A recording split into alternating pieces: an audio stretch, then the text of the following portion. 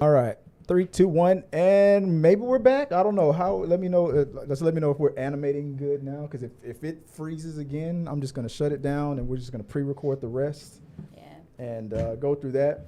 But to start over, let's just pretend like this is the first time we're going live. So, hey guys, welcome to is it streaming properly? Welcome to the latest episode of The Rundown. It's Thursday. Sorry, guys. We had some technical difficulties. It's just something that I'm trying to get the new system up and going.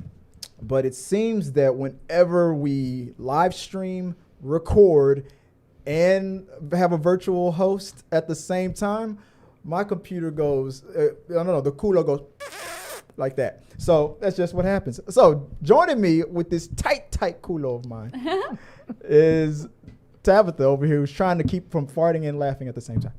Accurate. And also to my left is my brand new wifey, Joy Fagan. Hi. See, Joy gets the first and the last name. But speaking of, because she's my wife now. But you know what? I'm not gonna put you out there like that, Tabs, because guys, breaking news. Tab and I, we just came from 23andMe, and we only paid half, so we only got like 11 and a half. Yeah. We paid for 11 and a half. Yeah, 11 and a half. And we found out that me and not only did we meet on a cosmic connection, like through the whole, if Joy didn't convince me to go to Comic Palooza as Ruby Rob, then I probably wouldn't have even spoke to this train wreck over here to my right. Very much a train wreck. And we would have never met. And then I was like, you know what? You seem like a gullible person that's easily manipulated. Would you like to join our YouTube channel? And she was like, sure. I'm like, yeah, you can trust me. Very accurate standing of what happened. You can trust me. I'm a doctor. Oh my God, I hate it when you say that. Trust me. All right. And then a couple of months later. After was it before or after we got married? Me and Joy got between last time and this episode. Me and Joy did get married. Yes. We finally made it official. I gave her the ring and I said, "Here, you win." And then on Facebook was it that we were getting the congratulations? Let me see if I can go. All three of us on Facebook. Yeah, we were on Facebook and. Is the lower third working? Oh, the lower third's working again. All right. Anyway, it's a long story. And then it was your cousin. To fill that in? Go ahead. Like, legitimately, I'm going to go wish them, congratulations, because I knew, and they posted a picture, and they looked all pretty and stuff. Mm-hmm. So I go on there to say congratulations, and I noticed that my cousin, like my dad's... A real cousin. My dad's sister cousin. I grew up with these cousins. Commented congratulations. I was like, hey, fool, how do you know them? Why you always be jocking my style? Why you congratulating my friends? I was like, that ain't cool. You just turned into a gangster. That ain't cool. Let's say. What? And so, hey, fool. And then he was like, well, it's my grandson's other grandparents. Yeah. And I was like, what? We share a grandbaby. Yeah. Yeah. This one right here to this side of the screen and this one right here, I'll do the thumbs, are linked by blood. Have you ever seen Underworld? There is a blood tie. It's like the Likings and the vamp. There is a hybrid. My grandson, Aiden, is the link that will bring peace between the Likings and the vampires.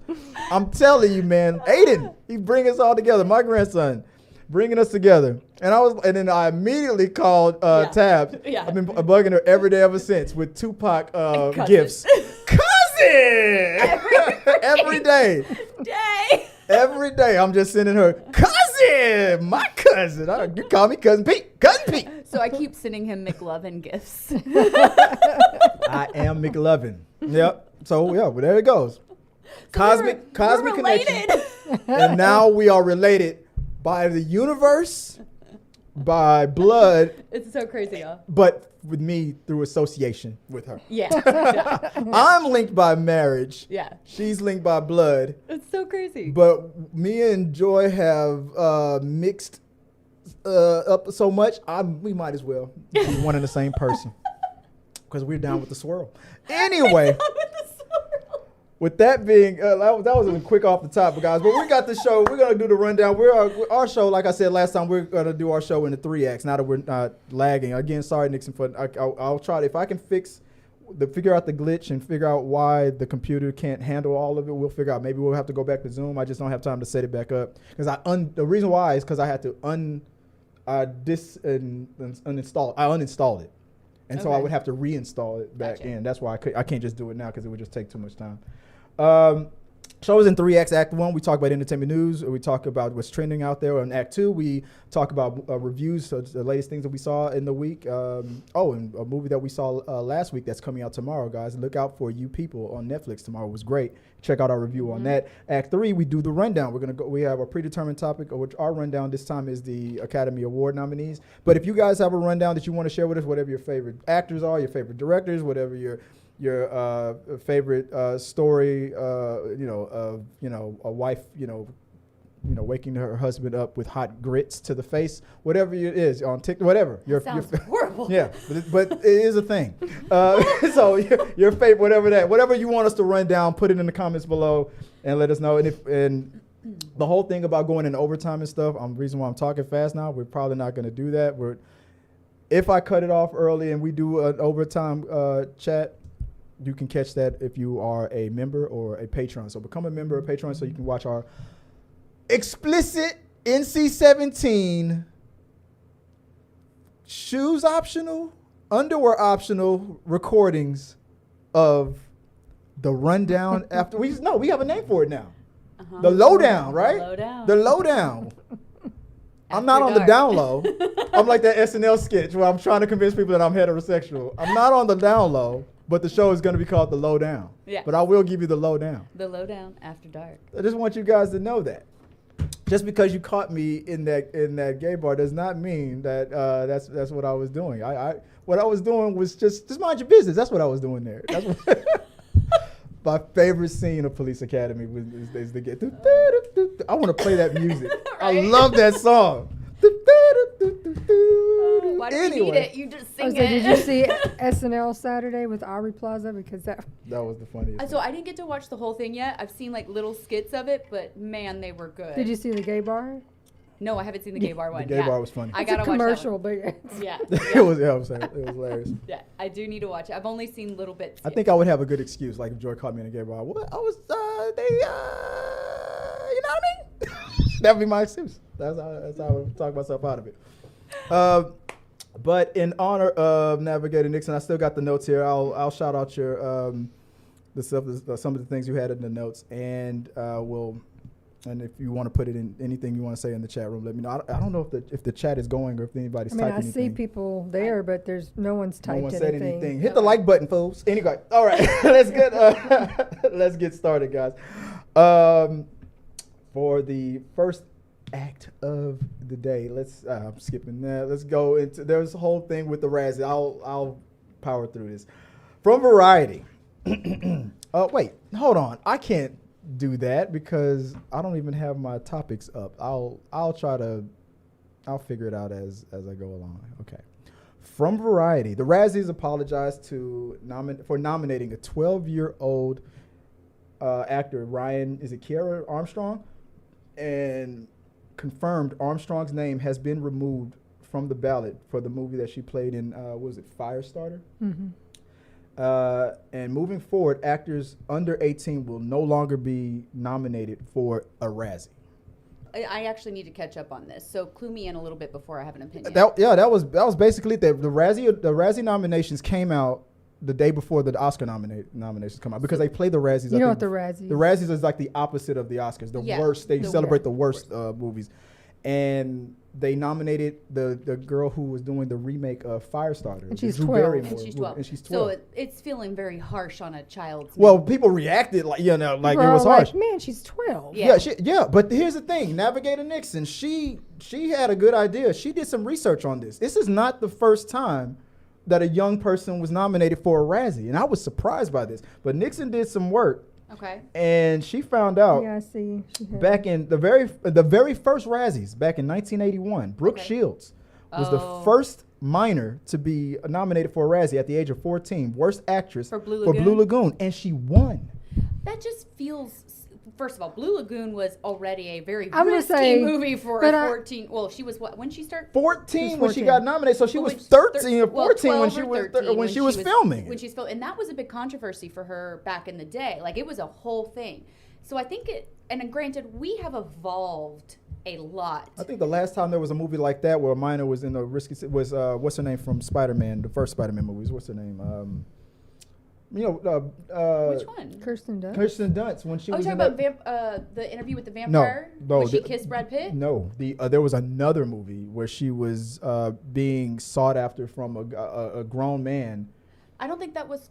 That her. was it was. I know it was Kirsten. Jodie, are you talking about Jodie Foster? No, Because wasn't she in one that was really risque and they had a big ordeal about? probably yeah, I think so too. But I know Kirsten Dunst was in another. But anyway, There's I also, interrupted. Go ahead. Yeah. Fear with Marky Mark and Oh. Reese Witherspoon. Yeah.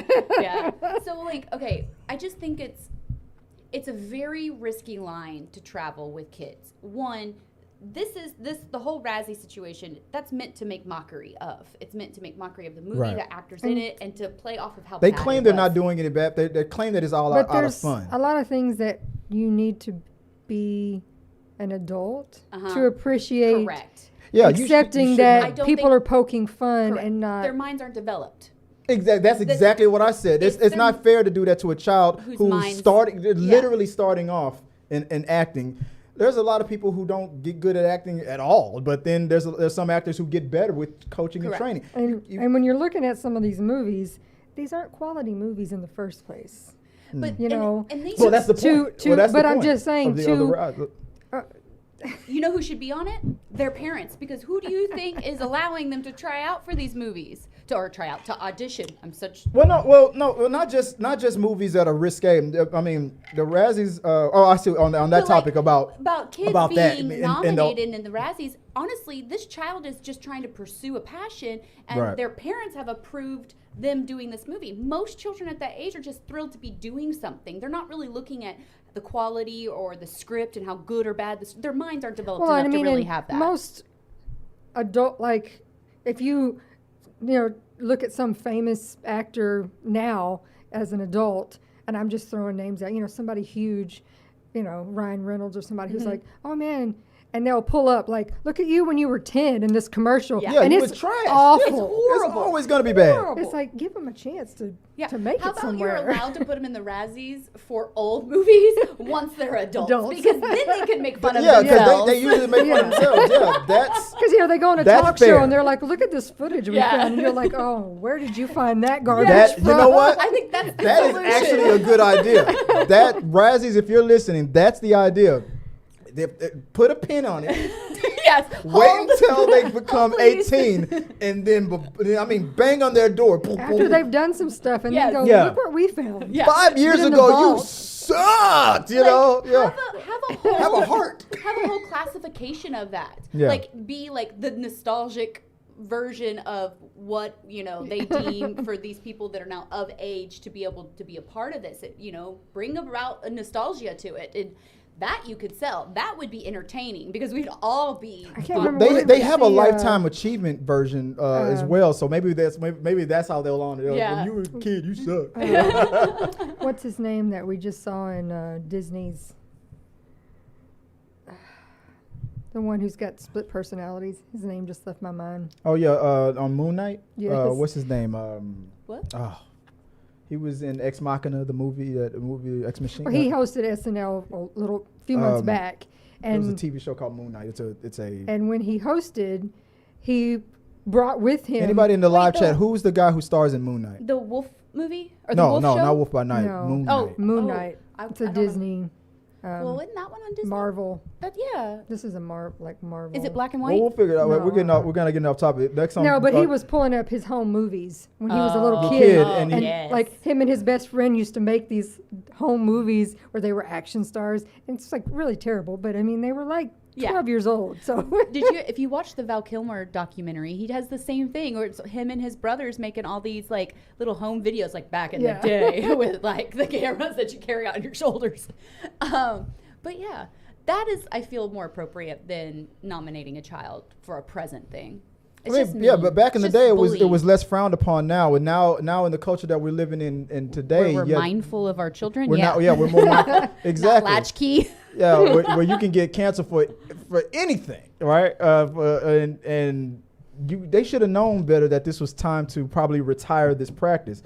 But in 1981, that was Brooke Shields, and when she was 14. 1994, Macaulay Culkin was nominated 3 times for 3 different movies, and when he was 13. Richie Rich? What? Worst I loved actor that nom, movie as a Getting kid. Even with Dad, Richie Rich, Never the even Page heard of Master. The Page Master. In 2000, Jake Lloyd, when he was 11, worst supporting actor nom, The Phantom Menace. That was little Anakin, the boy who played young Anakin Skywalker in the Phantom Menace movie.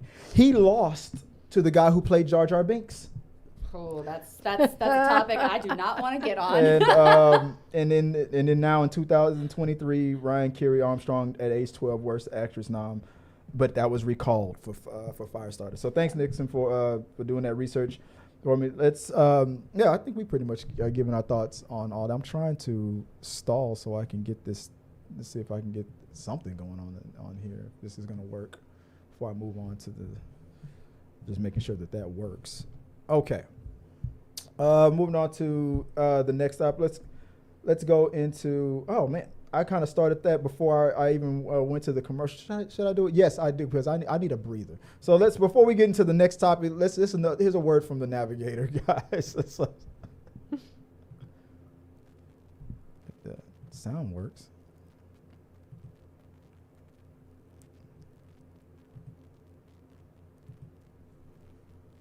It says it should be working, but it's not. well, I have a little lag, so I can't hear. No, the sound's not pumping through there. Mm-mm.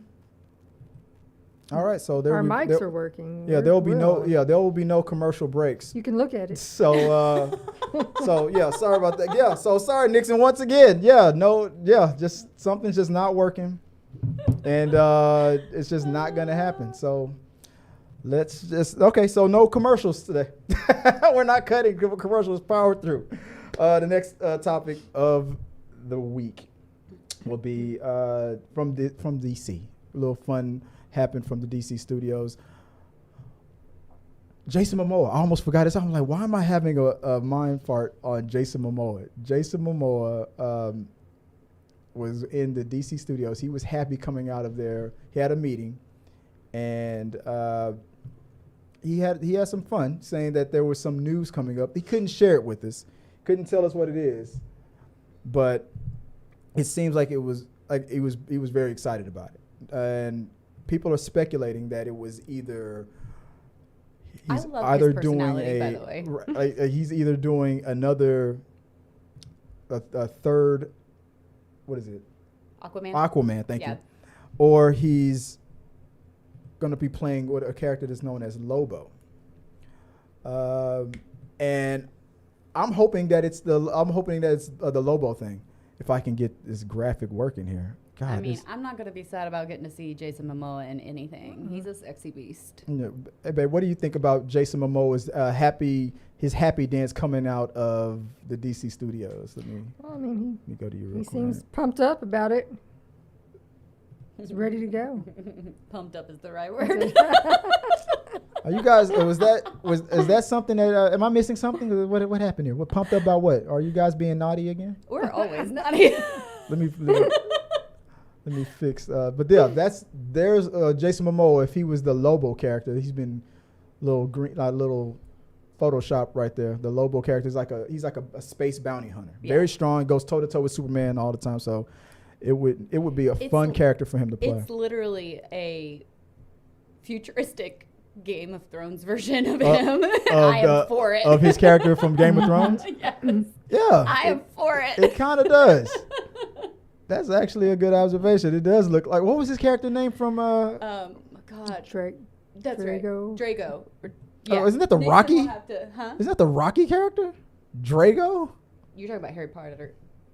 I think is what you're talking I about, not Rocky. didn't watch. Hold on. Rome, No, Drago, Rocky so- 4. Oh, I don't know who's watching Rocky 4. Not I. But now I can't think of how to say his name because he was in the very beginning and then, of course, left the show for death. Yeah, and we didn't know how much we would love him as an actor. Oh, and it's just honestly like his stuff like this that he does.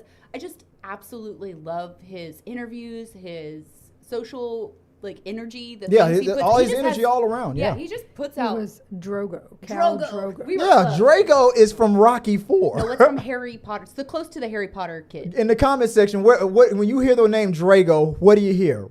Harry Potter or Rocky? Drogo. Cal Drogo. Khal Drogo Yeah. from Harry Potter, but Not Harry Potter. That's What? from Game of Thrones. That's from Game Khal of Thrones. Drogo. Cal Drogo's from Game it of Thrones. doesn't matter. Drago is from Rocky. Whatever. No one cares about Rocky. But fan speculation for the Lobo character, though, I would be happy about that because, like you said, more Jason Momoa is not a bad thing at all. Not at all. But a friend of the channel, what was it called? Is it the Film Junkie? Let me see if I can get. Can I insert just a little bit Yeah, on go him? ahead. Because I really hope that he has such a very fun humor and it's very dark and dry and sarcastic in a lot of ways. I really want him to take on a character that gets that dry, dark humor. Zobo. And so Lo- I just think that would be perfect for him. The way Lobo, that's Lobo all the way Yeah. around. He even when he curses, he doesn't curse from Earth. He doesn't use these space curse words are funny. So like instead of the F word, it's frag, like you fragging Superman. But you know what he's really saying. Yeah. But it's Like SpongeBob version of curse it's words, like the barnacles. funniest stuff ever.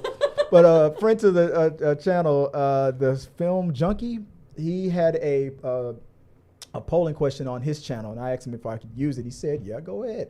And the results at the time when I pulled this up for the question, "What do you think is happening with Jason Momoa?" 40% said he's playing Lobo. 8% he's excited for more Aquaman.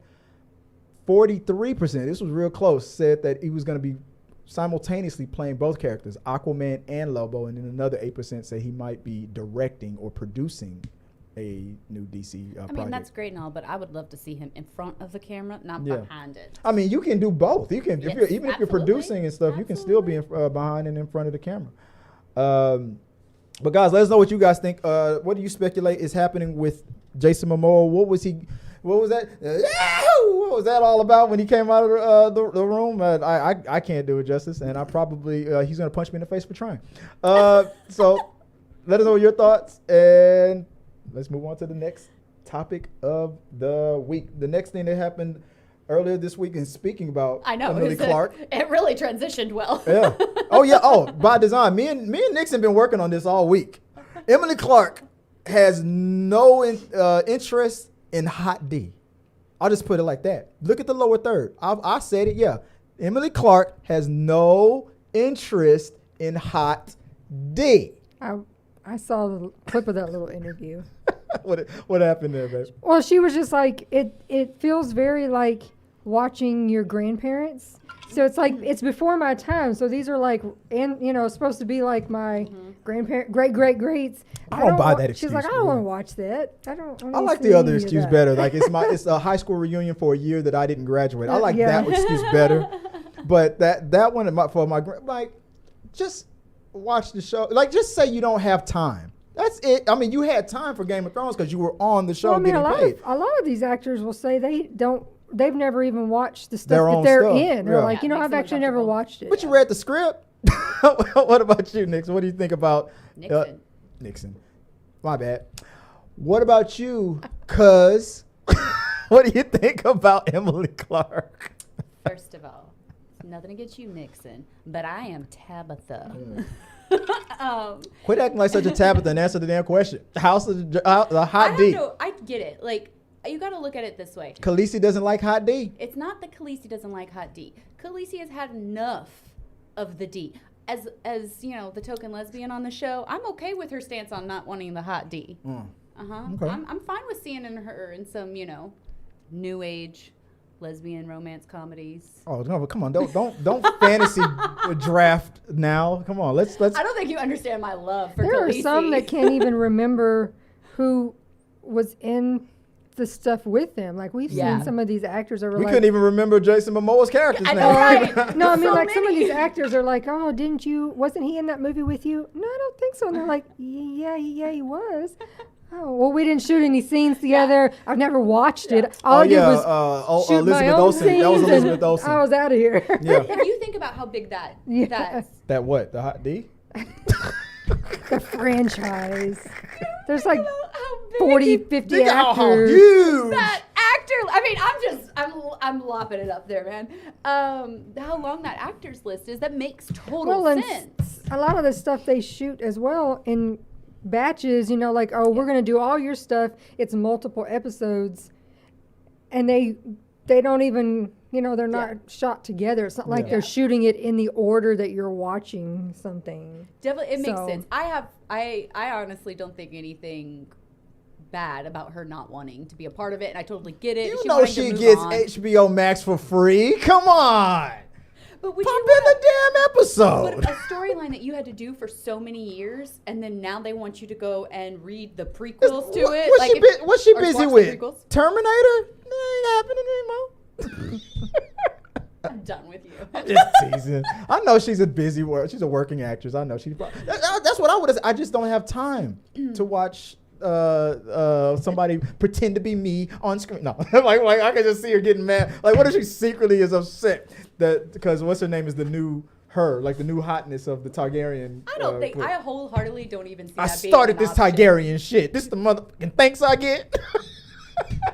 Oh my god, you always try to start drama. I'm a messy bitch. You are a messy bitch. I'm a messy bitch. I don't know. I just think that's what's happening. I sense a little bit of I'm just joking. No, there's no jealousy there. Let us know what you think. Well, I mean, Emily Clarke says that she ain't got time to watch anybody on TV. It's like the movie The Five Heartbeats. How does it feel to be me? Nights like this, I wish raindrops would fall. The Five Heartbeats. Come on. That's yours. Nights like this. Okay. Anyway, let us know what you guys think in the box below, and maybe we'll talk about it a little bit more on We Got Your Mail. Moving on to the main topic of First Act here. Let's go. Let's get right into it. Big news right here. This guy, forgot his name already. Did you really? Roland? Yeah. Justin Roiland. Justin Hemorrhoid here. Adult Swim has cut ties with Justin Roiland. I just can't take that last name seriously.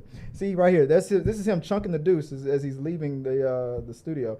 In the wake of news that the Rick and Morty co-creator was charged with felony domestic abuse in Orange County, Adult Swim has ended its association with Justin Roiland. Even yesterday on the John Campea show, a viewer asked, "Aren't we innocent until proven guilty?" So we got some of those same kind of responses when I was asked the same question.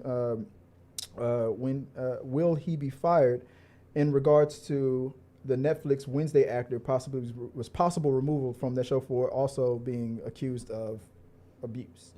So the question is, why are people online constantly placing the question in innocent until proven guilty in the court of public opinion when it comes to these things? Joe, what do you think about this? Why do people throw that around so fast? I mean, that's technically true, but I think these big companies are they don't really care whether it's true or not. They don't want to be involved in the drama. Exactly. They don't want that draw to their name in any way, shape, or form, so they just rather, let's just cut it now. What about you, Tess? Why do you think people are constantly starting up with, but what about...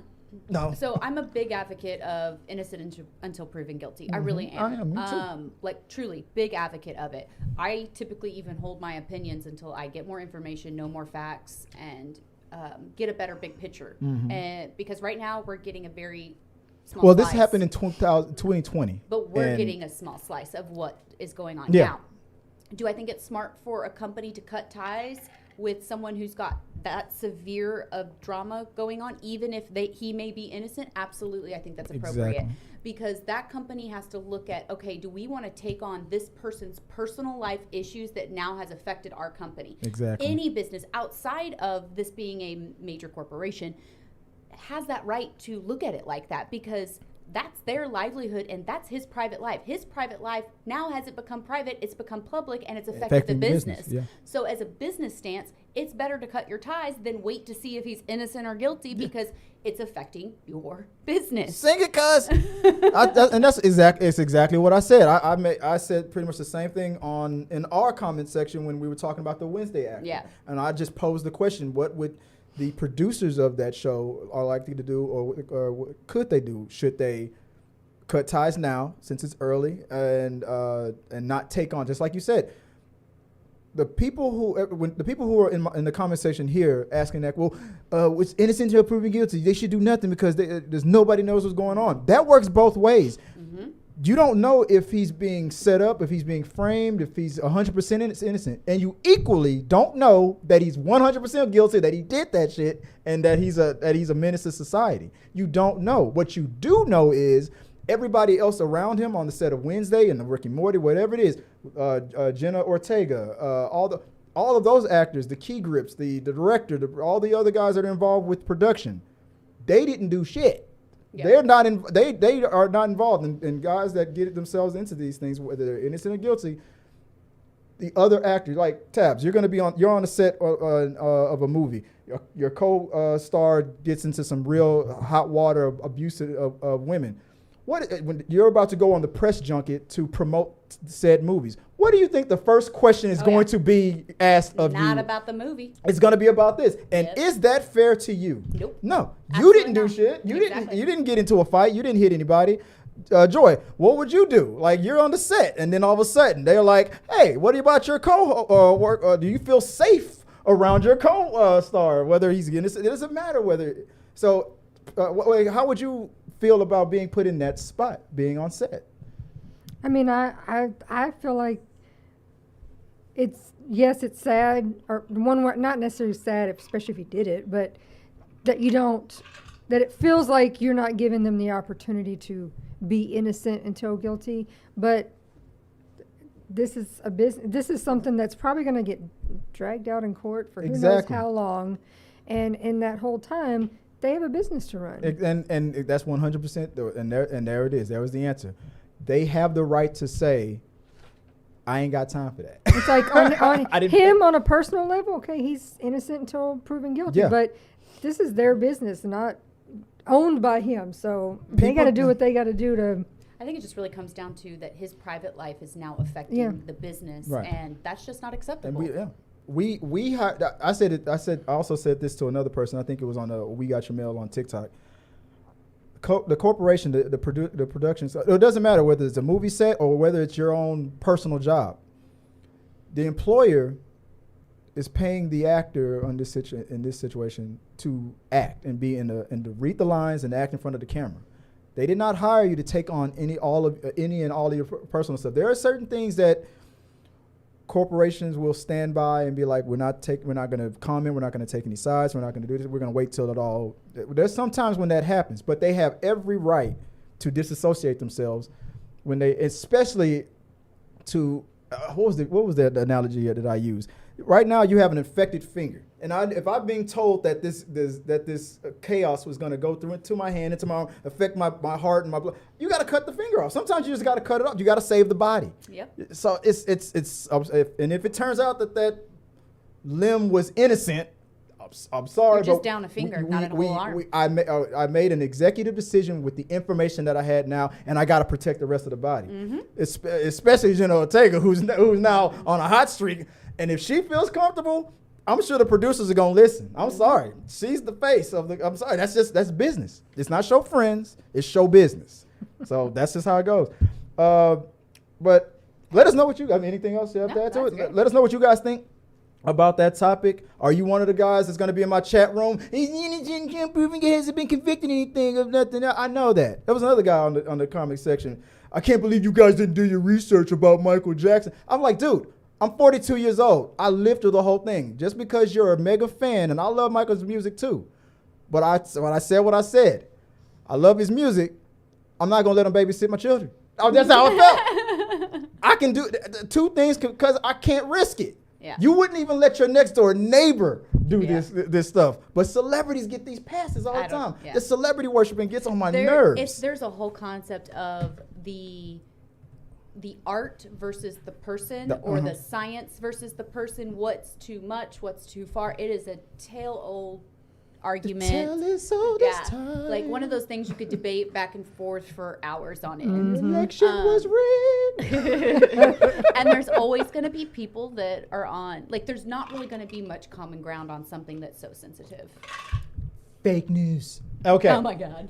Anyway, let us know what you guys think about that as we move on to Act 2 of the show. Obviously, the commercials aren't working anymore. Can't even take a pee break. So, this water that I drunk, I'm just going to have to sweat it out. All right, moving into Act 2. Real quick conversation about, did everybody get caught up with The Last of Us? Yes. Episode 2. Okay, we had to. You didn't catch Last of Us episode 1 when it first aired. You had to catch up a little bit later. You binged both episodes. At the same time. What did you? How did it hit you? Did you play the video game, or are you now? Oh no, you would not have played that video game. No. You are a huge wuss. But I couldn't handle that video game because of how it was set up. It would have terrified me through the entire thing. I really enjoyed this concept of sort of apocalyptic spread. You know, the whole idea is fascinating to me, and getting to see it, like, I knew about this idea, of course, many moons ago, but like getting to see it on the screen I thought was really cool, and then kind of getting to see the aftermath of everything and how they're developing that world is, I think, being done really well. I was legitimately terrified. I was gonna say I was doing good until the last five or so minutes. It's funny how they snuck the horror. And then I was like, that thing. Yeah. I was like, no, there comes the jump scares. No, here's the worst part, y'all. Y'all already know I cannot handle horror. I cannot handle scary. I am the biggest baby known to man. That thing came on the screen the moment. Right, this part, or? No, the face splitting thing came on the clicker. Thing. Came on the screen, like, at me. What about that scene? Ugh, stop. As my children were walking in the door from coming back from their dads, and I didn't hear them. They're like, danger! I was so freaked out in my couch, like I'm intently watching this because I am freaked the F out. Heard them, and my daughter comes up on me, and I swear to goodness I jumped out of my freaking skin. It was the worst. That TikTok video with that dad and that little girl that's standing behind him, and he doesn't see her. Yeah, kids sneak up on you. Yeah. Why do you do that? And she's just like, that's how you get punched. Look, I'm telling y'all, like, it was like I didn't like scream or anything, but you know that internal battle you get when you're truly terrified, where it's like silent terror. Yeah. That is what. And it was like in the museum when they. You knew it was there somewhere, but you didn't see it. You just kept hearing the. Yes, I was. Like, I was fine because I played the game a little bit, and that was episode 1 and episode 2 was the part of the game that I got to. I'm assuming episode 3 might be where I stopped. Yeah. So it's going to be all surprise. When I started recognizing the room that they were in and stuff, I was like, I played this part. I know what's about to happen. Okay. But it was still. That didn't help me. I was like, that thing right there freaked me out. The clickers are there. It's the fact that that they're connected with that, was it spores, like the fungus, the hive mind of these funguses, and the fact that this is based on something that actually does happen in nature, right? Yep. From what I saw on YouTube, the fungus that goes into the brains of the ants and stuff and Yep. takes over their minds Yep. and stuff. And the reason why it can't happen to humans is because our body temperatures are too hot for that to survive. But what if the fungus were to evolve? They set it up perfectly on episode. I don't think the fungus that evolved. It was humans evolved because of climate change.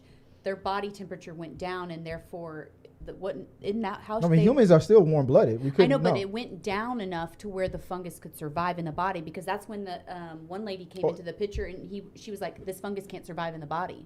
Because the body is too hot. No, what they said was that because of climate change and because the Earth is getting hotter, the fungus has learned how to survive in hot. The fungus has learned how to survive in warmer temperatures now, which is us. Yeah.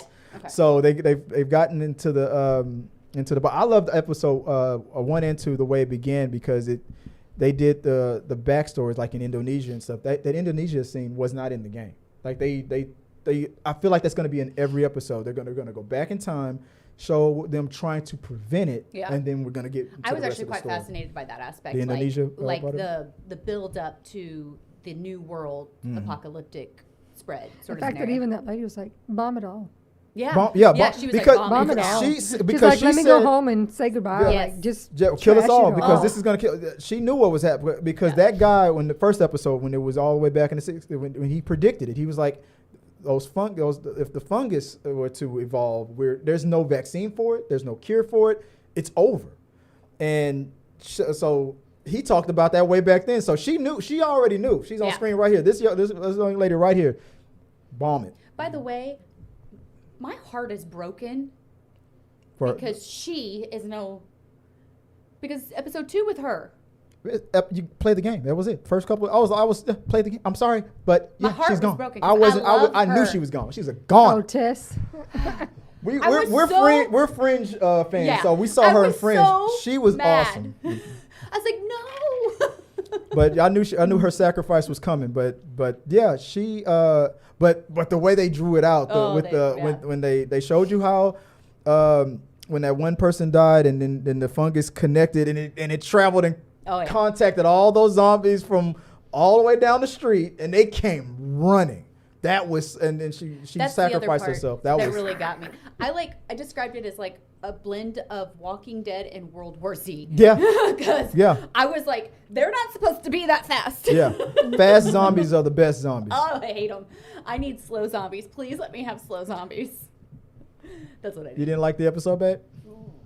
Oh, no, I mean, it was good, but I don't like them. Yeah, I know. Yeah. This person right here talking about how she's not going to watch the next topic that we have. But I mean, it was a good episode, and I hope you guys keep watching it. If you want to tap out because you're a bunch of crybabies, fine. But it's another bit of news that happened. The Last of Us episode 2 broke an HBO viewing record, the biggest jump. Like the episode 1 had like 4.7 million viewers.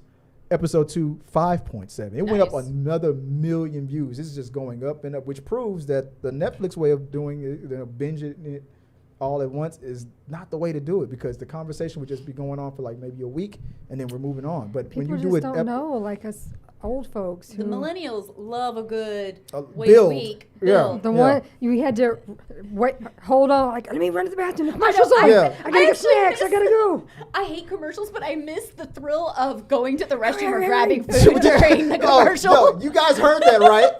I miss the thrill of going to the bathroom. This girl is all about relieving herself. Everybody's like, run, hurry. Oh my God. It was the best. You would have like somebody in the living room screaming, it's coming back.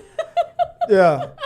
You know the commercial break is over when that Pepto commercial come on. You know, this is commercial number 3. You better hurry your ass up. And then you hear in the background. You hear. And then, that's what you would hear. I mean, I literally, there were memories of my childhood of like diving back onto the couch to get back in that little fetal position. Yes. Like, I missed that thrill. Like, it was amazing. The Hulu streaming thing don't give us the Peacock commercials. They don't last that long. It's like 60 seconds. Yeah, max 60. Yeah, but that's I can barely go pee that fast.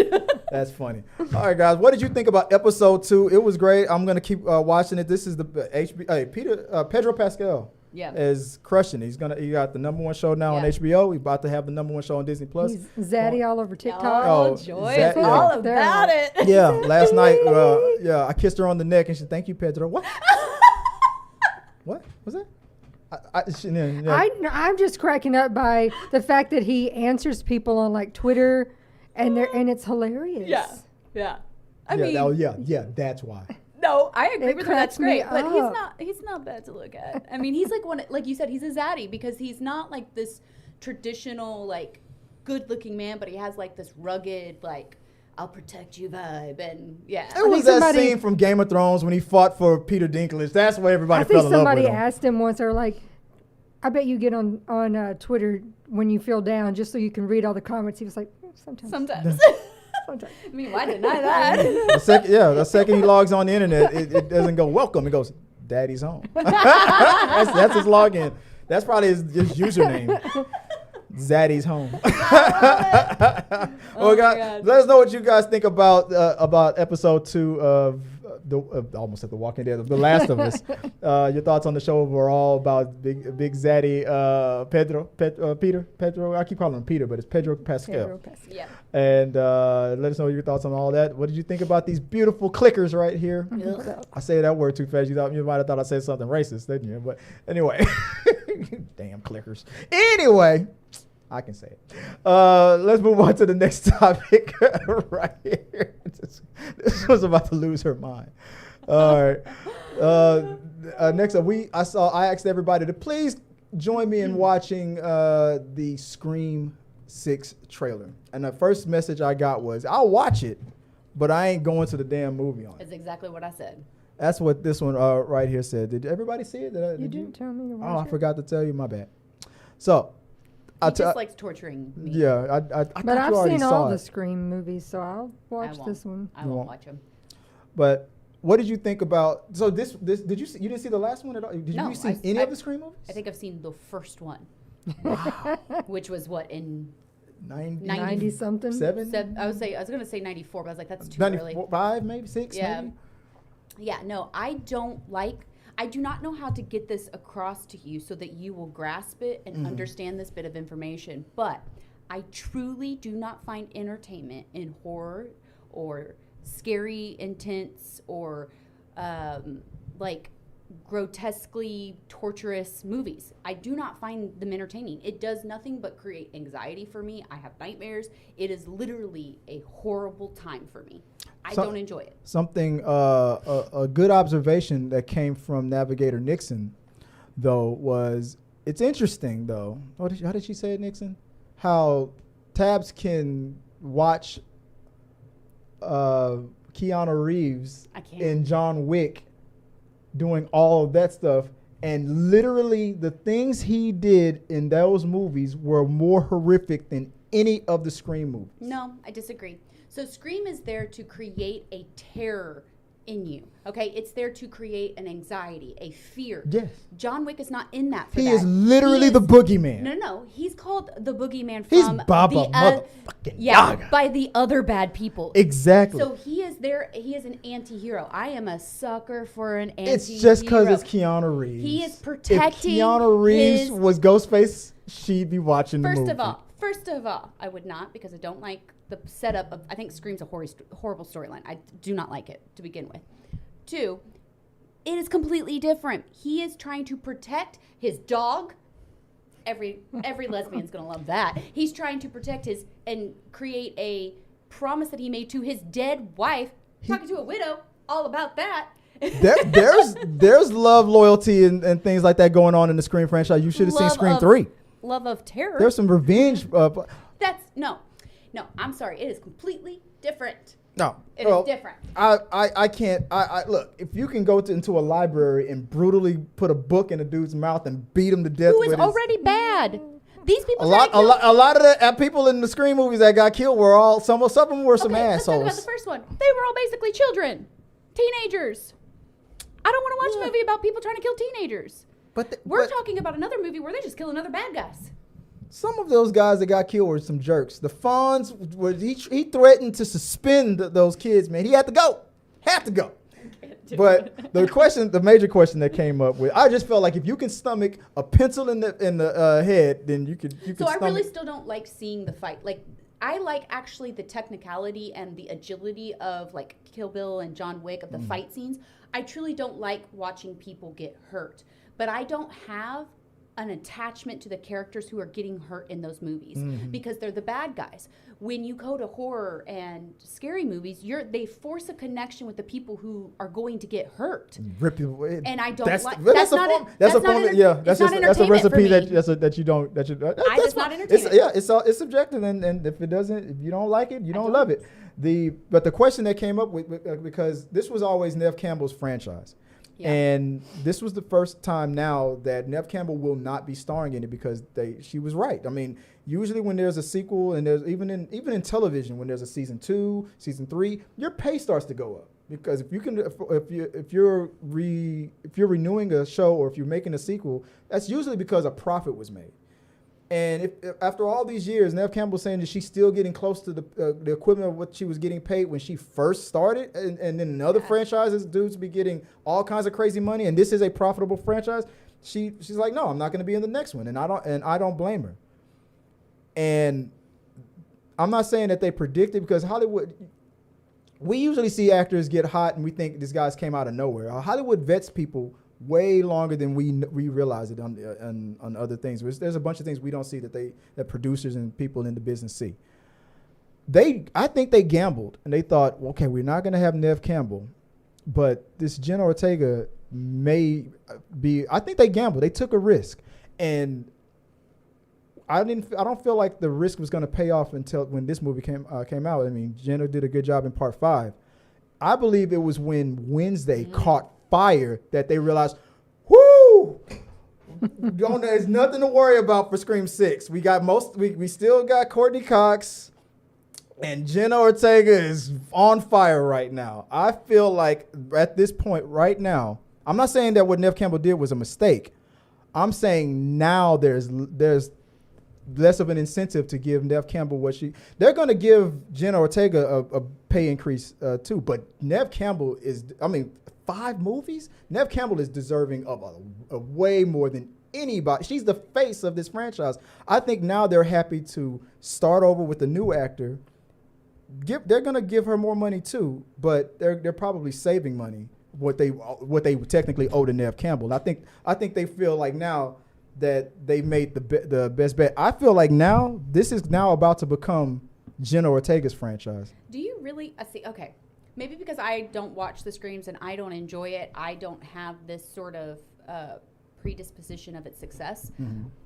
I honestly don't think that these movies are incredibly successful. I like in a fame aspect. I mean, there's these types of movies don't have. I mean, don't have a lot of special effects and things like that. So these types of movies are usually produced with what the equivalent in comparison to Avengers Endgame. This is pocket change. Okay, so we're talking about profit in the sense of a movie like this that only costs $50 million to make, if that makes anywhere over $100 million, you're their success. they're like, yes. But like horror, when you're talking about like they're like, woo, Wednesday did great. I don't necessarily see. Maybe it's just because I don't like the Scream. So this could very well be that I can't see it. Mm-hmm. I don't necessarily see Wednesday's success.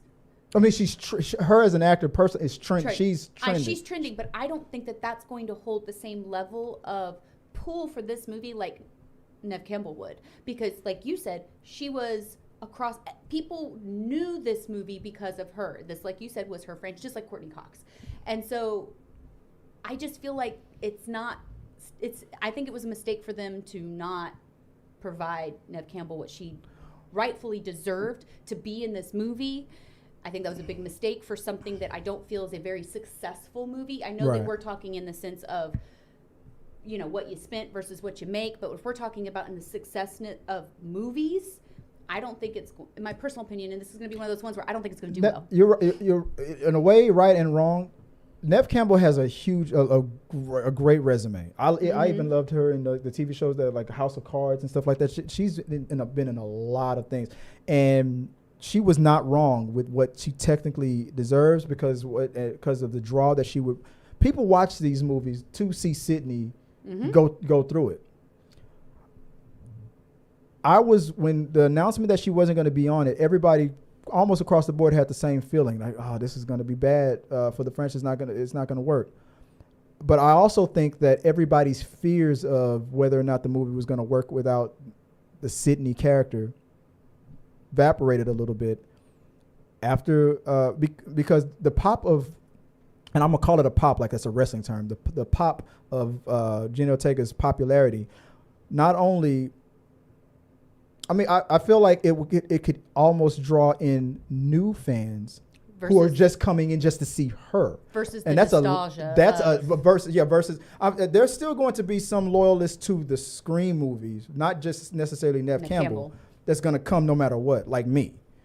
But I think Jenna Ortega now, with her new following, can bring in some numbers that might also either balance it out or possibly might exceed. Do you want to know something honestly, though? I didn't even know she was in this movie until you... She was in part 5. This is part 6. I didn't even know she was in part 5. And that's my point. I liked Jenna Ortega's performance in the second season of You that we saw? You know, I know you don't watch it. That. But I noticed her, and I could tell, I said, she's good. But she didn't get a pop. She was good in that. She was funny. She was like a kick-ass, like take no nonsense, kind of a smart mouth, sarcastic girl. But when Wednesday came out, I was like, oh, that's, and because Scream 5 came out first, it was still focused on Neve Campbell and the old school cast mostly. Spoiler alert: there's fewer of the legacy characters alive now. So, somebody is gone. So now, not only that, now Neve Campbell, her character's still alive, but she's not even in the movie. Now you got one legacy character that's in this upcoming movie. I honestly don't think that Courtney Cox is going to make it. I honestly feel like the producers are weaning off of the legacy characters and moving on to a new set. Like they're trying to create a this movie is going to be the transition. I think the last movie was the beginning of I think that was always the plan. There is a time though when you should stop making the same damn movie. No, it's not. Not when it's profitable. That's people always make it's like that the Fast and the Furious crap. I'm like, how many times can we watch the same movie? Make them stop making $1 billion, and they'll stop. It's like. People make that argument a lot, that there's no new movies in Hollywood. They don't want to make original content.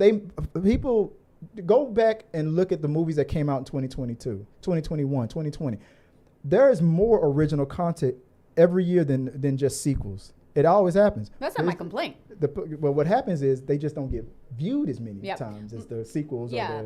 My complaint, I like the new stuff. I want to see new storylines.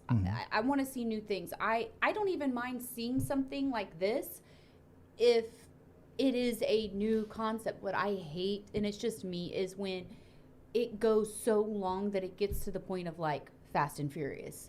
Like, that is just too many ways that people can get in a car and try to steal something and race down the street. Yeah. I'm just done. You agree with that, babe? It was even in the trailer that we watched, you said you didn't see it. Courtney Cox herself in the trailer said, "You're like the 10th mother effer that tried this shit." I mean, that's one of the and brilliant. He's like, I'm different. Yeah, but even through the trailer, you could tell something. I have a theory of who he might be, and it's not Neve Campbell. I have a theory of why. How funny would that be? She comes back for number 7. I've always said she should have snapped a long time ago. I've always said that, but I have a feeling who it might be. But, God, and then you can play the TikToks out. I'm the problem. It's me. But he said, that would be funny. But that's what Ghostface said in the trailer. That's what Courtney Cox said, and that's why I think, because we saw a lot of Courtney Cox in that trailer. That's why I think she's dead. I think she dies in that scene. Like, you are he said, "Oh, if you come in this room, I got this gun waiting for you." Yeah. I'm gonna I'm still curious though how she shot through the freaking door, and this is why I don't. Because he wasn't stupid enough to be standing in front of it. But he was standing right there whenever. But go back to the trailer. She announced that she had a gun.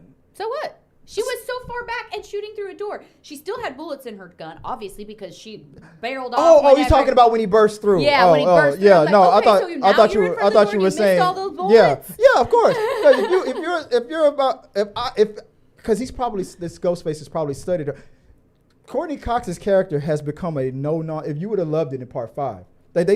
Her and Neve Campbell's made that kind of a comment when one of the killers was pretending to be wounded, like, "Oh, can you help me?" And then Neve Campbell was like, "You believe this bitch? No, she's the killer." It was no nonsense with that. That was one of the things I appreciated about part 5. That's what you got it, double tap it. But babe, but I know you haven't seen the trailer. But what do you think about my theory about Jenna Ortega? Are you because she was the focus in part 5. I mean, Neve Campbell and them were there, but it was about Jenna Ortega and her sister especially her sister. Mo. Well, because I don't think Nev was even in. She wasn't in the entire movie. It was towards the end. It felt like it was transitioning, and I think now it's paying off thanks to the pop. I mean, but that's just my opinion. What do you think?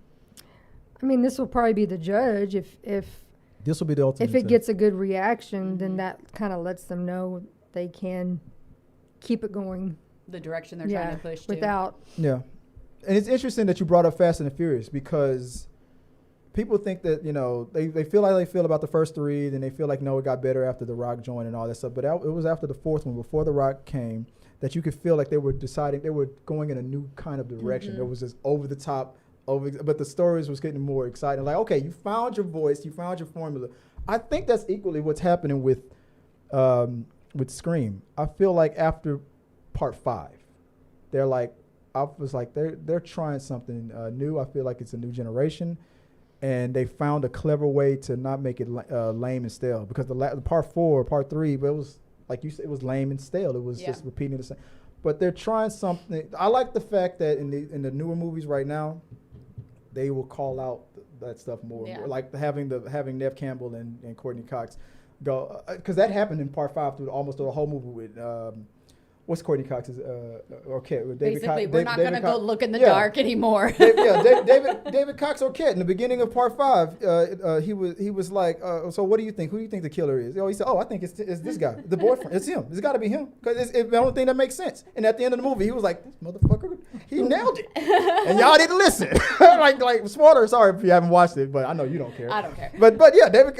You do realize that's a brilliant writing tactic, right? Yeah. Where they literally, it's like the Scooby-Doo effect. They look at the camera. They literally tell you who the killer is going to be. And then you don't believe it. And you don't believe it. And then that's what it is. And that's what I feel like they're doing. Like, there's a new formula that they're adding in it. Because the Scream movies always would call themselves out and cliches out. That was a part of the gimmick. The gimmick, yeah. But now they're like extremely calling shit out. They're telling you, the like, sister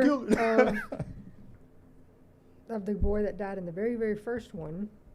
His sister was in number 5, and they had to go talk to her to get all the rules. Randy, and now his nephews and niece are now. Yeah, there's going to always be connections to the originals and stuff, but I feel like this is a transition. We have a new group, and like you said, this is going to be the movie that's really going to be the test if Jenna Ortega's leading power is going to stand.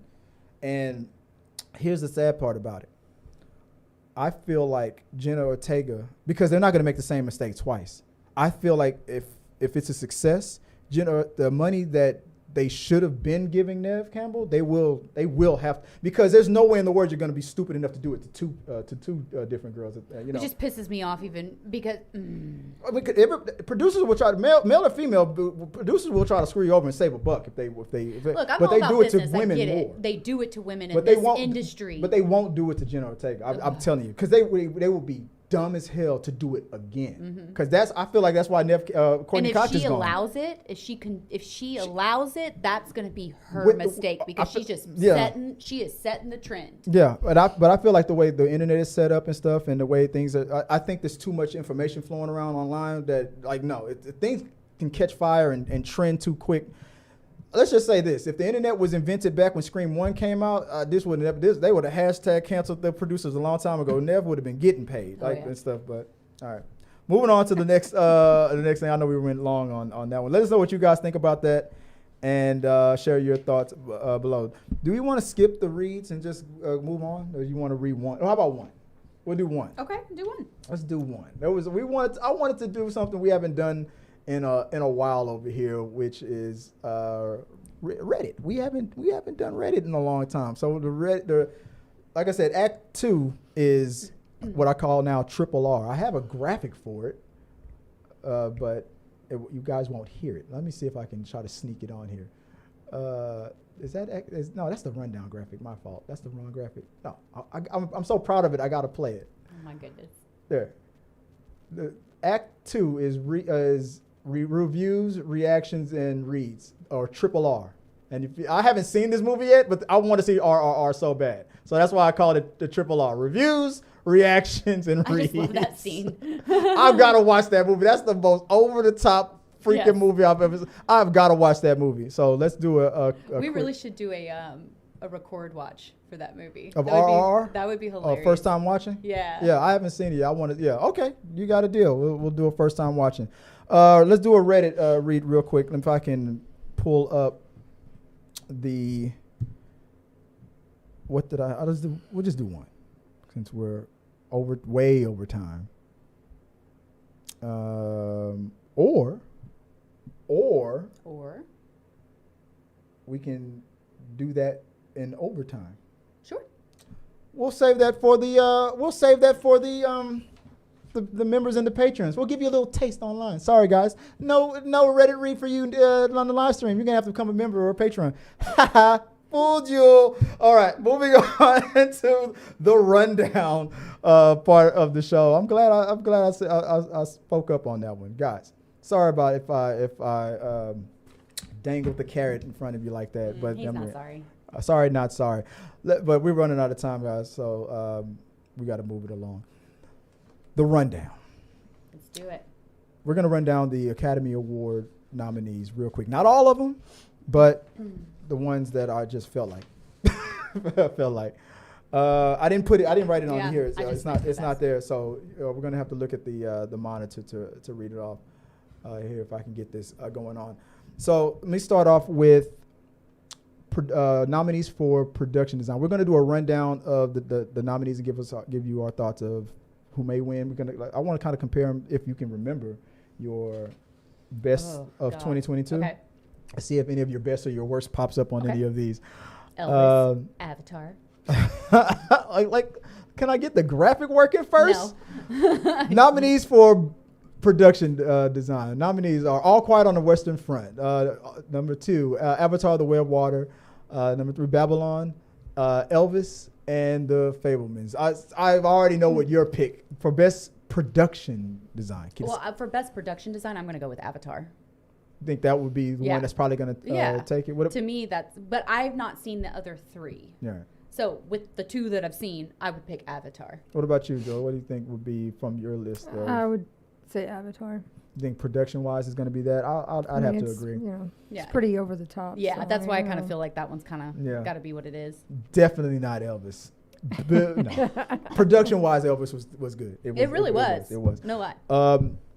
Moving to the next one's run down. The next one real quick. If this computer will work with me, I forget. There we go. Original screenplay. Let me go full mass here. Ooh. Nominees for original screenplay. This is the script. Not based on any adaptations. The Banshees of Inisherin, if I'm saying that correctly.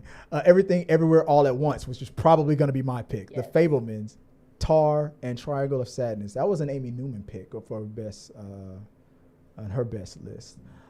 Everything, Everywhere, All at Once is the one that was on my list, so that's the one I would pick. What about you, Greg? I mean, I only saw one, but I would go with, the clips that I've seen of the other ones, I'm going to go with Everything. I still cannot believe I convinced you to watch that movie. When we saw that movie, have you still seen it yet? What, Everything? Everywhere, All at Once? I've seen it. Oh, it's amazing. Man. Makes you look at butt plugs a lot differently. What do you think, Tabs? Why you got to go to me after comments like that? No, for originals. If you guys knew what she was talking about before we went on, but I digress. You're right. Okay. That was a bad transition. Sorry about that. Anywho, butt plugs. Stop. So being that it's original screenplay, I hate you. You're a butt. Plug? Everything, Everywhere, All at Once seems like an obvious pick for a winner for this. Like, just the concept of that screenplay is just phenomenal. So yeah, definitely would pick that. Yeah. Oh, the for me's not working. Good. Now, what's the next? Because you're out of time. Anywho, next one we have is rundown nominee. Why is the picture so small? Nominees for this is an adapted screenplay. So we have All Quiet on the Western Front, Glass Onion. People were like, "Why is Glass Onion on there?" Because Glass Onion. Oh no, and I'm saying why wouldn't that be an original? No, it was based on a book. It's an adaptation. Living, I haven't even heard of that movie. Top Gun Maverick, I already know what Joy's pick is, and Women Talking. there's know just that too one. much of that going on. Oh my God! You are between two women. Do you want to die today? Joy, what is your pick for best adaptation of a screen? I'm going with Top Gun Maverick. Going with Top Gun. I'm gonna go with The Onion. I'm going with The Glass Onion. That was on my, because that was one that was on my list, and I know Top Gun was on yours. Tabs, what about you? I mean, I'm going for Glass Onion. I loved that movie. I know that it was kind of like a hit or miss for people, but I truly enjoyed I it. liked the movie Yeah. a lot. But I feel like for me, Yeah, I thought it was good. Hold on, Nixon, All Quiet on the Western Front was so good, she said. Like, okay. I haven't seen it, so. Is this gonna work? Let me see if I can get this to work. Hold on. For me. Wait a second. Oh, you're gonna be mad if I can figure out how to get this soundboard working again. Screw it. Stop messing with things and Before go you to the mess next. something else up. Before I mess something else up. Yes, Oh, and Joy. we're already past We're like, time. yeah, we're at the end Like, of the do it, thing. man. You're getting yelled at now. Like You two know, women. I can't hear. Women talking. You're literally saying the things I know I'm gonna hear later on. Literally. Do it, Chris. You know you like it. Visual effects. Visual effects. Nominees for visual effects. All Quiet on the Western Front. Avatar: Way of Water. The Batman. Black Panther. Wakanda Forever. Top Gun Maverick. I'm sorry. I think it's going to be Black Panther. Ooh. It's visual effects. James Cameron is the king of visual effects. I understand. It's going to be Avatar. But I think it's going to be Black Panther. Babe, what do you think? I'm going to go with the unpopular opinion just because Top Gun Maverick? visual effects and the links they had to go to get those real shots, Real not shot. I was about real to say, shots. I can give you that. I would give Top Gun. I can Top give Gun you Maverick. that. I have a sneaky link feeling that it's going to be Top Gun only because of that reason alone. Because that's all they talk about, the fact that those were Those real. were inside, That is a legitimate argument. shot though. by them Yeah. in the plane. Yeah. Yeah. I can back you on that one. You could. I think Black Panther just because I think it was so visually expanded, in my opinion, from the first. They call him Go God. I love that part. The Fishman. My five. Okay. Man, okay. So we all had three different picks. Nixon said Way of Water is her pick. Okay. Nixon's the tiebreaker. I win. All right. Moving on to the to the next one. Nominees for animated feature film. Guillermo del Toro's Pinocchio. Didn't see any of Marcel them. the Shell with Shoes On. Didn't see that Didn't either. see that. Puss in Boots, which is one that everybody's going crazy for. I didn't see that one yet. I got to see it. The Sea Beast, I Saw haven't that. even heard that one. It's pretty good. And Turning Red, which should be the winner. That's the one I'm picking. That's the one I'm picking. My child has watched that them. 437 Going by times. what has been winning, Going by what's been winning. What would you say? Pinocchio. You think Pinocchio's think going to so? take it? Really? Wait. Like- Wait, Disney's Pinocchio? This is Yeah. Guillermo del Toro. Yeah. And he's already won, like, I see what you're he's saying. won several other Other- categories of the Okay. stuff that's For already. animation, no? Mhm. I just think Turning Red, by popular aspects, like having kids who watched it non-freaking stop. The Sea Beast was great, but they just didn't keep watching that. They've seen Puss in Boots, but I haven't seen it yet. Yeah. And the Pinocchio one's not really. It wasn't like my 8-year-old isn't going to watch it over and over again. Right. But Turning Red, man, I couldn't get Well, that I know off the that TV. even though Jasmine's kids have no idea what it's about, they watch it nonstop. The Pinocchio one? No, Turning Oh, Red. yeah, Turning Red. Yeah. They have no idea what it's even about, Yeah. but they are entertained in about a period. songs and dancing. Yeah. It's about a woman going through the change. It really is. Well, they're too young. They have no Yeah. clue. You going It's through- just a teddy bear in their eyes and a lot of music, and Oh, they yeah. just think it's great. Yeah, the fake ass NSYNC. But Nixon likes Pinocchio. oh, okay, maybe Pinocchio you might be right about that. Nominee for an actress in a supporting role, Angela Bassett, Angela your Bassett. winner. Is it Hong Chow from The Yeah. Whale? Carrie Condon from Banshees of Inisherin, Jamie Lee Curtis from Everything Everywhere All at Once. I feel like it's between those two. Yeah, I think it's gonna be Stephanie between the two. Hughes from Everything Everywhere All at Once. Jamie Lee Curtis was amazing in that movie. Her. I cracked up at the fact that she took home the portraits of her and the main character, the main actress, Uh-huh. like their family portraits with the Oh, hot yeah. dog The long fingers. fingers? Yeah, she took them home. Oh, yeah. Oh She's god, like, she got "They're those at my hanging up house." on the, Yeah. the Long wiener finger fingers. ones Yes. made me so uncomfortable. Oh, I mean, a universe where the monkeys with the long fingers were the ones who evolved. It's, oh my god. Oh, spoiler alert. Sorry about Nixon that. says it's Angela's time. Yeah. agree. She's getting this award as an apology for not getting it for What's Love Got to Do with It. Just like people feel like not Samuel Jackson. Denzel Washington got his award for Training Day as an apology for not getting it for Malcolm X.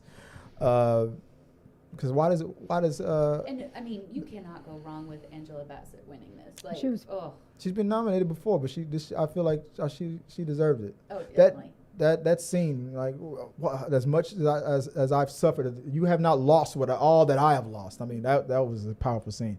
Nominees for actors in a supporting role: Brendan Gleeson, The Banshees of Inisherin, Brian Tyree Henry, Causeway, Judd Hirsch, The Fablemans, Barry Colgan, The Banshees of Inisherin, Ki Hugh Kwan. Everything, Everywhere. He is only. It's the only one that I've seen. But I've seen the footage of him winning award. I mean, those other awards are. He's a doll. Yes, you love him.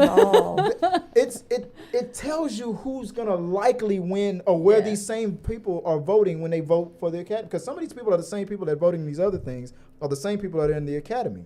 And if they're voting for certain people in this, that means that person is likely to win in this. And so he's probably got this. He's won everything else. He had to call on Chunk, who is a lawyer now, to give him a good deal. His contract, because he didn't have a lawyer. He hasn't acted in a long time. Are you kidding me? I did not know this. Chunk is a lawyer now. Chunk is a lawyer now. What? He had to call his old friend and say, "I don't have an agent. I don't have a lawyer. I need help." And he's like, "I got you, bro." He's like, "Yeah, let's do it." What? That's amazing. I did not know that. Yeah, it's amazing, but that means Chunk getting paid too. He's like, "Oh, thanks for calling me, bro. I got you." But you know he's gonna have his back though. Yes, that's the Nixon agrees. That's the cool thing about that. So we're all in agreement on that one. Let's see, real quick, going to the next one, rundown. You went to the middle of the screen. Did I? Yeah. Oh, I gotta go to the top. Nominee for actor in a leading role: Austin Butler. Ooh. Let me go full mass on this because it's so important to one person here. No, it's not. Austin Butler, Elvis Presley, Colin Farrell for The Banshees. That's not even my pick. Brendan Fraser is your pick. Let Mr. Brendan have it. Paul Mescal for After Sun and Bill Nye for Living. A lot of people think it should be Brandon. It's going to be Brendan Fraser, but I'm hearing a lot of buzz that Colin Farrell is the.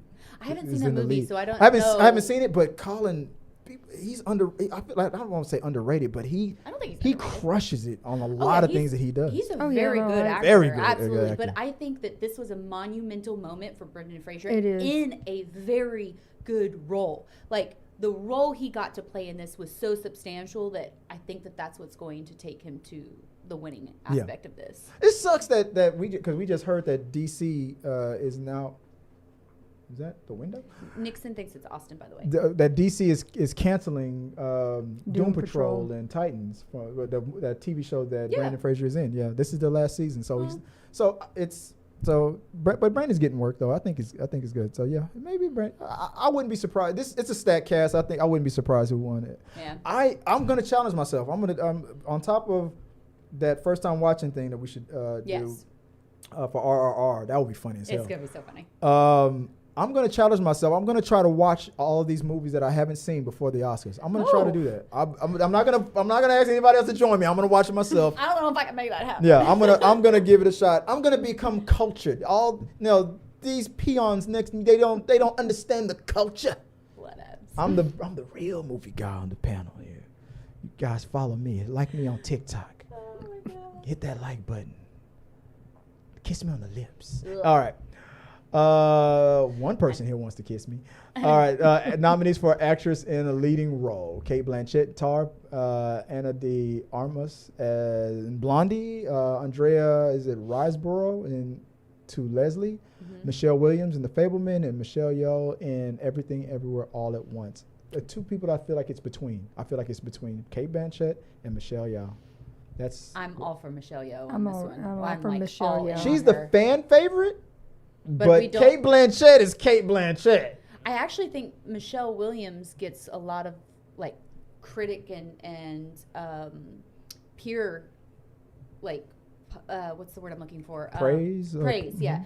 So I think that your assessment of that is pretty good. As much as I love me some Kate Blanchett, because I really do, I haven't seen Tar, so I can't really go for if that was a role that's going to I heard that surpass all those. these ladies were great in their roles. But Michelle Yeoh, like, just freaking killed that role. Yeah. Is it bad? Let me throw a hypothesis in the mix. Is it bad to not vote for, if you're in the Academy, not vote for, let's say Kate Blanchett, even though it's a stacked cast, but let's say Kate Blanchett technically did give the best performance out of all the other 5. But you have another person who has been deserving and you want to make a moment. Do you think it's possible that people in the Academy, even though they might feel like Kate Blanchett, because Kate Blanchett I think has an Oscar, they might go, but I kind of feel like this is, I don't feel like she did a better job, but I feel like it's her time. I think that happens. I think that's going to always be that way because You think that's going to be? You think Politics people are think way that, in or you this. think that actually happens? I think it happens Every year. It's like it's Because just like with court. You tell people, we want you to be impartial. We want you to strictly look at this. No favorites, just on their based on their total acting. But people's emotions play into everything. it. They can tell you till you're blue in the face. I swear, I was impartial. I was just looking at the facts. That goes back to the scandal that used to be in the Oscars, because there were a lot of people in the Academy that admitted that they didn't watch every movie that they were given. They were given all the movies that were being nominated because they were supposed to judge them. And a lot of them, a couple years ago, this is why they had that whole shakeup and they had to increase the size of the Academy. A lot of them admitted, I didn't watch all those movies, man, but I know Tom Hanks always crushes it, so I voted for him, even though I didn't watch it. Yeah. I was like, they were like, dude, that's like, It's just popularity vote at that yeah. point. Yep. But they had to fix that they seemingly fixed it. But I think there's a hope chance. Michelle gets it. Like, But do you? What about that scenario that I painted it? What if technically Kate did a better job? I mean, if technically Kate did a better job, but I think there's- that's Would fine. you, but would you still vote for Michelle because you feel like Kate's already got one? But still, No. even in that, people are people, and you have your preference. yeah. I can watch a movie and go, I'm telling you, that's the best acting I've ever seen, and you're gonna go, no, I've seen better." I've seen better than that. This I know, it's always subjective. So- but if it's even if it's clear to you personally, you love Michelle. Let's say you love Michelle Yeoh more, but you know for a fact You're in your trying opinion. to remove emotion from something that can't be removed because the whole point of a movie is to receive emotion Yeah, you're from right. it. People's experience is always going to be different. That has to be part of your choice in what you're wanting because the purpose of movies is to give you that emotion, is to pull you into it and make experiential you feel something that they're trying to show. Okay. Everybody in the Academy has voted. You are the last vote, and you're the deciding vote. You watched both movies, and in your mind, Kate did the better job. See, I don't necessarily believe that because. But you haven't seen the movie yet. You don't know. No. And in my scenario, you've watched both movies, and I'm you gonna say. I'm gonna apply this by what Nixon said because Nixon saw both, and she made a description. She's like, first scene, Kate describing her hand was magical. Someone who loves music. The idea and concepts behind it was absolutely amazing, and I love me some Kate Blanchett. I think she's an amazing actor. Okay. However, to my feelings and my emotional connection, Michelle's role, Michelle's acting, and the concept of that movie just blows my mind. I was blown away by that movie. The originality of it. For me, Kate Blanchett's movie is not necessarily an original thought. Michelle's movie is an original thought. My brain had never seen or computed something like that before.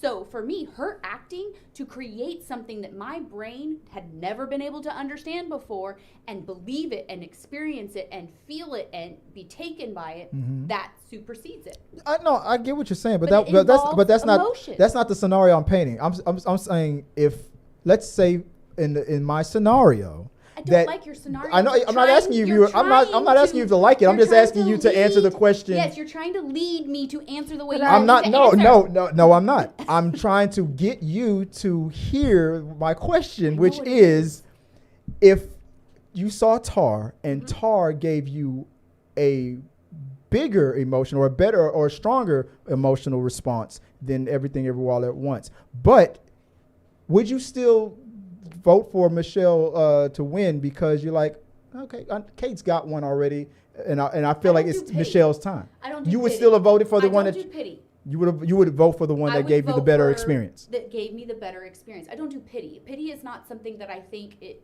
should be given in these situations. I just truly believe that my connection to that movie and that actor in that moment was substantial for me. But yeah, but that's coming from a person who hadn't watched the other one. Well, you don't know if that other one would give. I'm going on, and I'm using someone. I am believing. That's their experience. That's not your I'm experience. believing her experience as someone else who. Don't listen to Nixon. She breaks stuff. No, as someone who also enjoys music and who's also been in that lifestyle, who's also had a connection to music and can connect to that movie. For me, I know I'm going to say it every time, but for me, the experience of Michelle's movie, Everything Everywhere All at Once, was substantial. The other one was great, and I had a wonderful experience, but that was a new concept for me. That was a new thing for my brain to wrap around. Got it working. I'm gonna let you talk while I fix that shit. For me. Yeah. But all right. I truly enjoyed Michelle in that movie and the way she acted in that movie and all the different concepts that she had to go through and create that were just out of thin air. For me. Okay, now it's working. Now they can hear it. Okay. She's over here trying to accuse me of steering her to an answer. I'm trying. She was trying to steer me away from an unrealistic. I gave her a scenario and she totally ignored it. No, because Michelle Yeoh gave me a bigger experience. Well, I said if. I got a boner for Michelle. Obviously. All right. Last two on the list real fast. Best director. I don't care what y'all say. It's gonna be Steven Spielberg. It's always Steven Spielberg. I mean, it's just what's gonna happen. He won the other award shows that have already come out this year for this. For directors? Yeah, the really directors are voting for Steven Spielberg. I think it should be Everything Everywhere All at Once, but I mean that's some crazy. That is some crazy ass directing. It's pretty wild. Yeah. Like when you think of the concept to of get that all together. Yes. And I ain't gonna lie. If you'd have told me that Steven Spielberg directed Everything Everywhere All at Once, I would have believed you. I would have like, this was like crazy. He pulls this. Yeah, I agree. This is one of those awards that you're like, you feel like he's winning it strictly because it's Spielberg. Okay, Spielberg. And that was that's what the Academy was. It's happening. It used to happen a lot. According to people in the Academy, that's old heads in the Academy. They would admit it. I didn't watch it, but if I see a certain name and I know he never phones it in, I'm gonna give him I always give him the vote, even though I didn't watch the movie. That happens less now. It's harder to do now because they increased the size of the Academy. So and there's more, and it's become more diverse. So But according to people who saw The Fabelmans, this is not one that he phoned in. He didn't do a bad job on this. He crushed it. He won last year too, I believe. So it might be a back-to-back, but I wouldn't be shocked. People are saying that the outside chance for the person that's not outside of Steven Spielberg is Banshees of Inisherin. That's what people are saying. But I would love it if Everything Everywhere Goes at Once wins it. Because of what you just convinced me. I was like, because of the crazy, you had to have been smoking something nobody ever heard of, hadn't been invented yet. Microdosing at the same time. To do what you did for that movie. No, dude. I want you to stand in front of the camera with a raccoon on your head and just run around. like what? What? They just went for it. Like the dude going to the director like you're gonna have some sausage fingers. Yeah. There's two rocks. In this scene, there's a rock. So I'm gonna need you to voice over this. So I'm talking to the rock. Yes, as another Rock. Like, yeah, I read that in the script, and I was not like, Dwayne. people thought that I'm sure those actors thought, is this correct? Did I get the right script? Is this right? Gosh. All right. Yeah. If there's a sequel to that movie, I wouldn't be surprised. Everything, everywhere, all at once again. Oh God, that would be an amazing title. Again. I'd watch it. I was like, this gonna be trippy. Yeah, that would be a good title too. Oh goodness. All right, moving on to I forgot who we said. I said Steven Spielberg is probably gonna win it, but I would love it if. Yeah. But Best Picture overall, the 10 categories. Lord, that's a lot of. All Quiet on the Western names. Front, Avatar, The Way of Water, The Banshees of Inisherin, Elvis, Everything Everywhere All at Once, The Fabelmans, Tar, Top Gun, Maverick, Triangle of Sadness, and Women Squawking. All right. Women squawking. I feel like for me. That literally made me snort laughing. What? What happened? What happened here? What's going on? Why are you tripping? God. Y'all tripping. What do you think? What do y'all think? Who's on I'm this going list? for Avatar just for Best Picture. It just in the way it's 2 performed. billion. Yeah, the way it's performed. The actual She loves the way it movie. performed. It got wet. It is disgusting. What did I? Well, I would love to see Top Gun Maverick win, but he'll never get it. Never. I mean, he produced the movie, so it would be his Oscar too. But it'll never happen.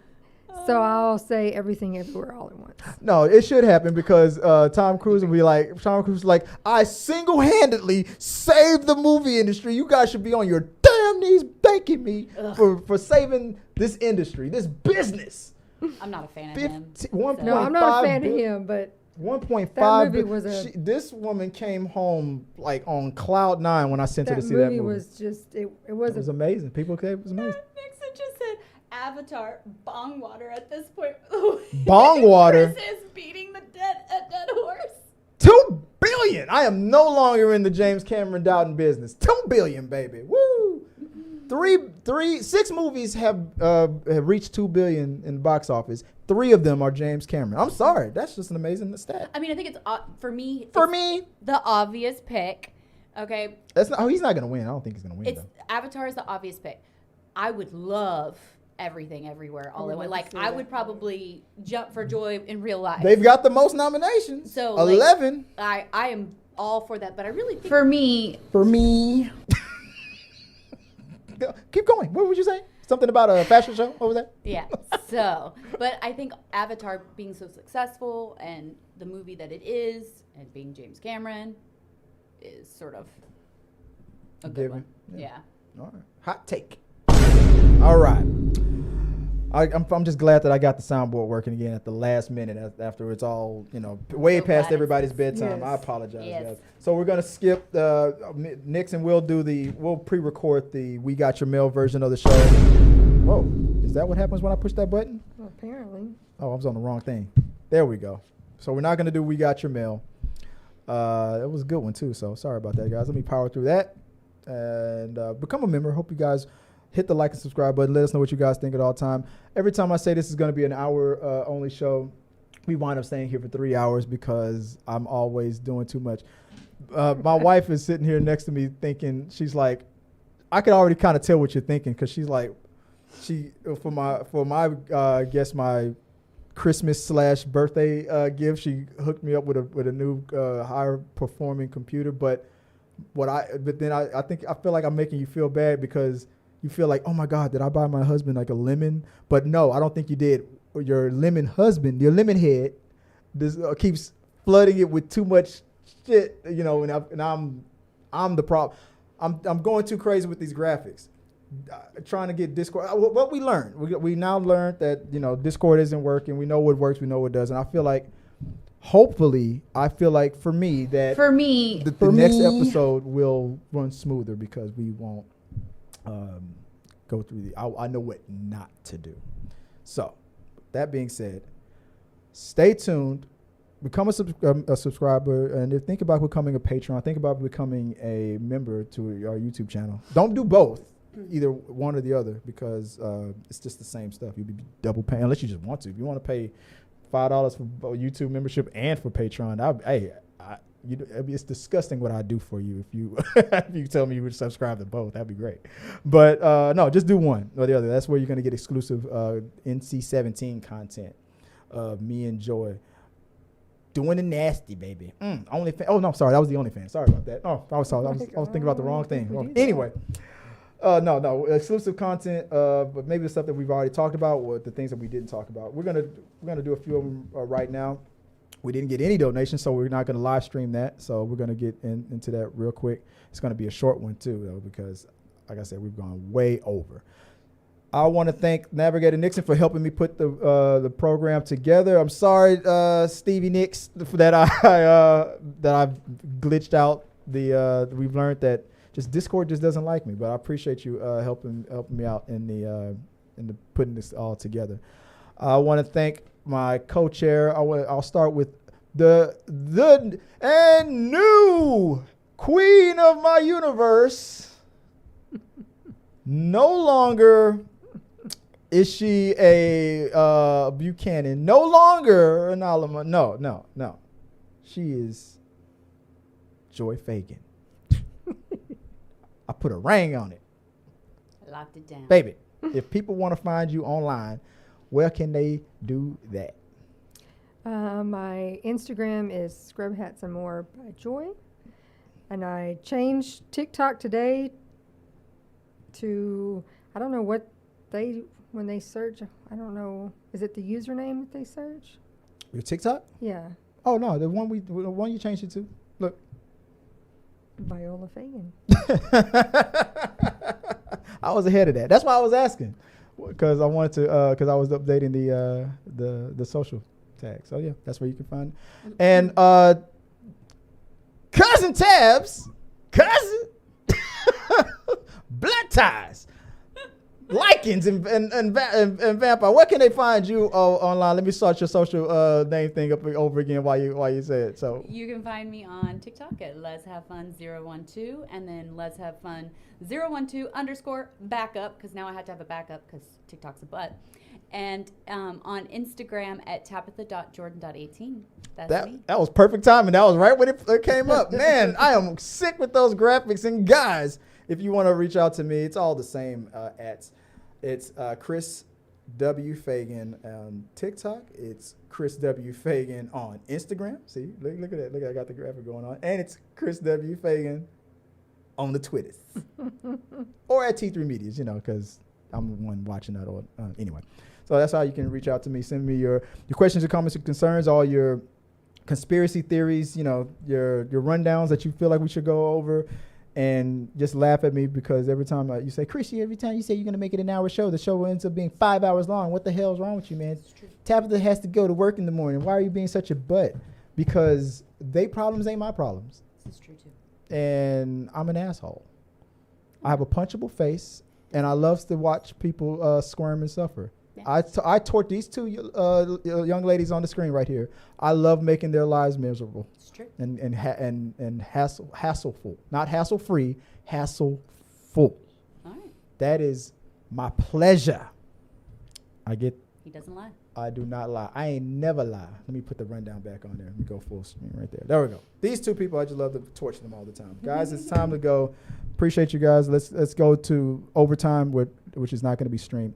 So without further ado, guys, this is Chris signing off for the Rundown Crew. And till next time, guys, have a good one.